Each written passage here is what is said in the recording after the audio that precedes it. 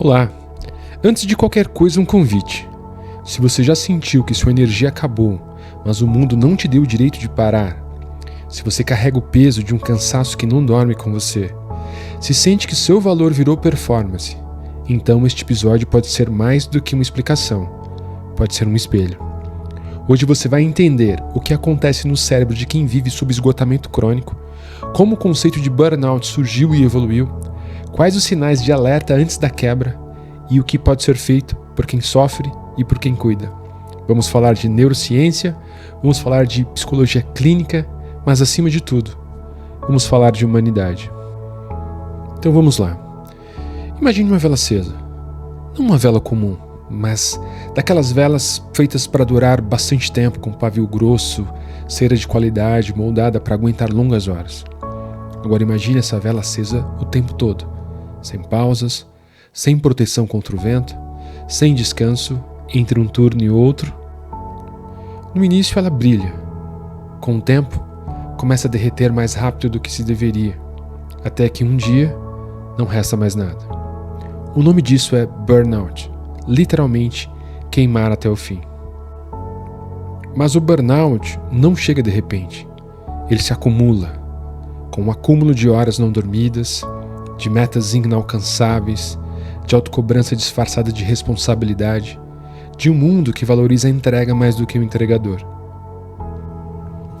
O termo burnout foi usado pela primeira vez na década de 70 por Herbert Freudenberg, um psicólogo alemão radicado nos Estados Unidos. Trabalhando em uma clínica para pessoas em situação de vulnerabilidade, ele notou que os profissionais mais dedicados estavam, ironicamente, se tornando os mais doentes. Não por falta de paixão, mas por excesso. Freudenberg descreveu o burnout como um estado de exaustão física e mental causado por envolvimento prolongado em situações emocionalmente exigentes. Com o tempo, a Organização Mundial da Saúde, a OMS, incluiu o burnout na Classificação Internacional de Doenças, a CID-11, não como um transtorno mental isolado, mas como um fenômeno ocupacional relacionado ao estresse crônico no trabalho que não foi adequadamente gerenciado. Mas não se engane, o burnout não é só sobre trabalho formal, é também sobre maternidade exaustiva, sobre estudantes que não dormem, sobre cuidadores de familiares doentes, sobre profissionais de saúde em jornadas impossíveis, sobre qualquer um que tenta dar conta de tudo por muito tempo, sem se permitir ser cuidado. E o que acontece no cérebro quando estamos nesse estado?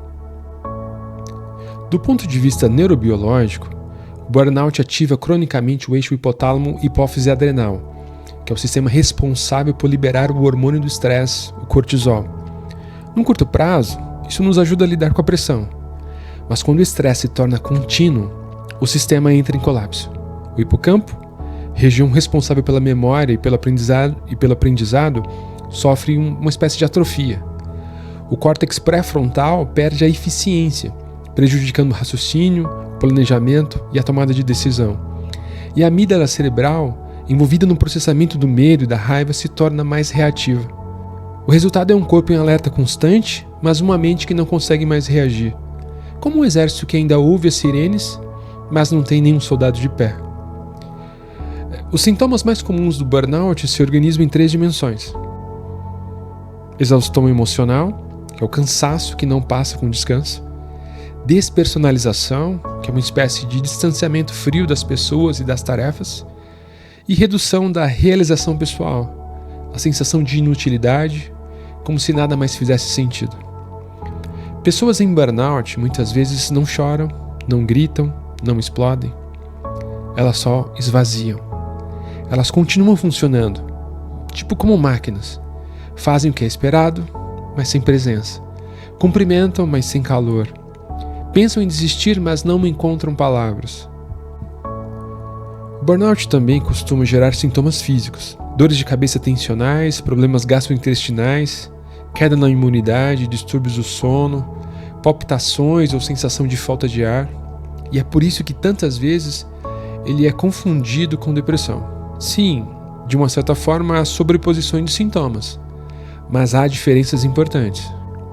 A depressão tende a afetar todos os domínios da vida, O burnout é mais circunscrito à relação do trabalho e às exigências externas, embora ele possa se expandir. Além disso, o burnout costuma aparecer em pessoas que já foram muito engajadas. É como uma linha tênue entre paixão e esgotamento. Agora, um ponto crucial. O burnout é mais comum em pessoas sensíveis, comprometidas e empáticas.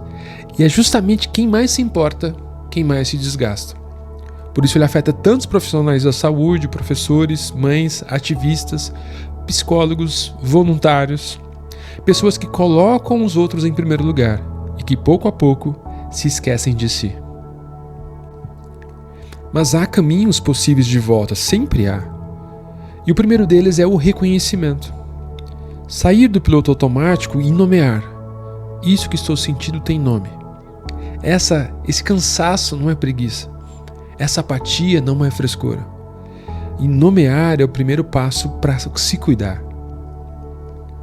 As psicoterapias baseadas em evidências têm se mostrado extremamente eficazes na recuperação do burnout. A terapia cognitivo-comportamental ajuda a identificar os pensamentos automáticos disfuncionais, como perfeccionismo, autoexigência, a ideia de que só tenho valor se produzo.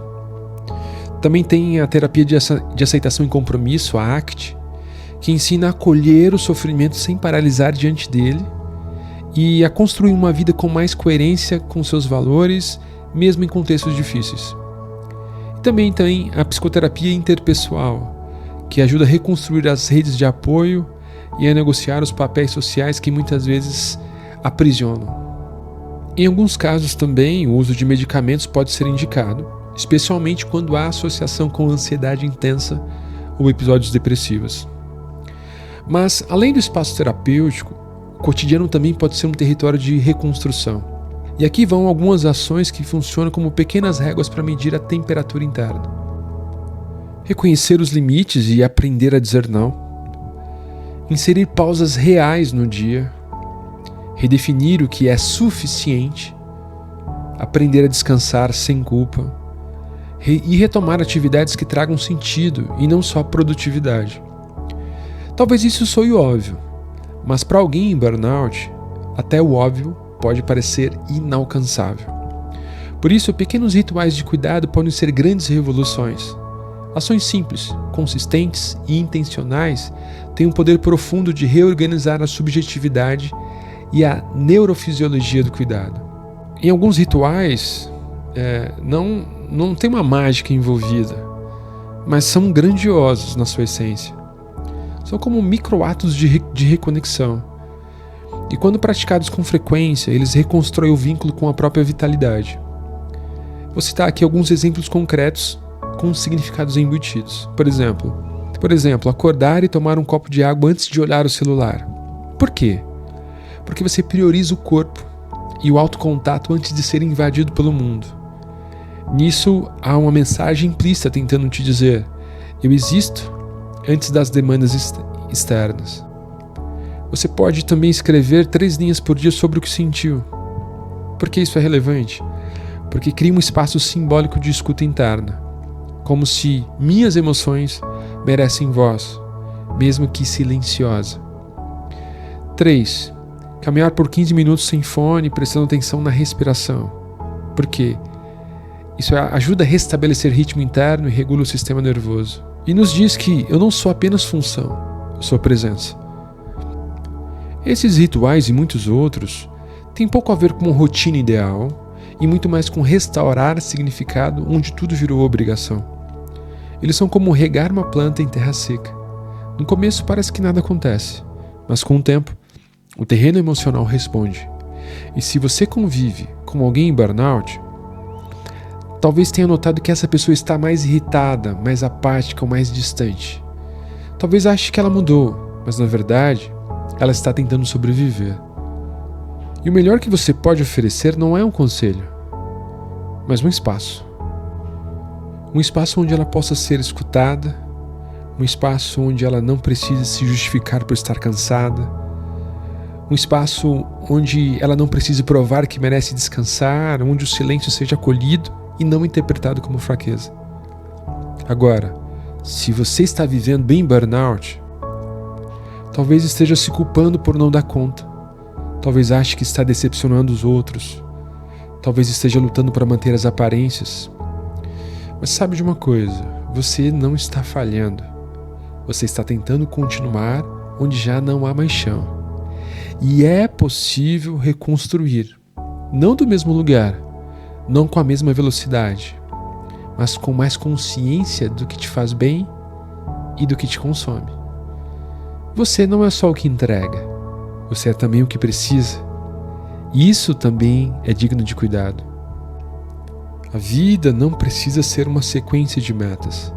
Ela pode ser uma travessia com pausas, desvios e reconstruções.